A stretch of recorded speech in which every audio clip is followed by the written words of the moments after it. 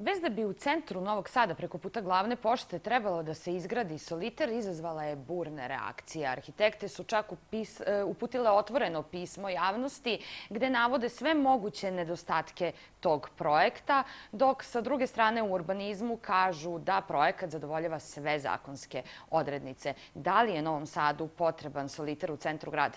Odgovor na to pitanje potražila je ekipa Razglednice. Soliter koji bi trebalo da se izgradi u centru grada imaće 12, a ne 13 spratova i 30.000 kvadratnih metara, a ne 40.000, kako se ranije pojavila informacija u javnosti, rekao je direktor javnog preduzeća Urbanizam Dušan Miladinović. On je dodao i da se sve radi u interesu Novosađana i da će objekat dati i komunalni doprinos gradu, a izgradit će se i podzemne garaže, što bi moglo da rastereti parkiranje u centru grada. Želimo da pokrenemo gradnju i gradnja se pokreće.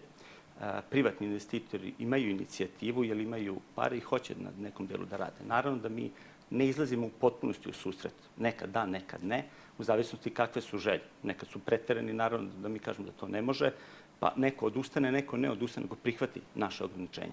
Da lokacija treba da se izgradi, saglasne su i arhitekte, ali ne na ovakav način, jer, kako kažu, umetanje toliko kvadratnih metara na tako malom prostoru postavlja pitanje kvaliteta stanovanja u soliteru, a narušava se i urbanistička slika grada i izgled bulevara Mihajla Pupina.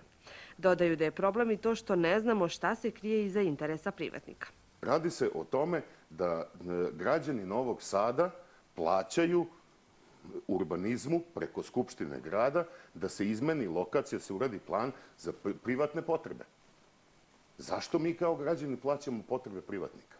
Neka objasni to Skupština grada. Iz kojih para je plaćeno urbanizmu da se vrši kompletan ovaj proces, dakle izmene generalnog plana, javni uvid, sednice i tako dalje. To neko treba da objasni.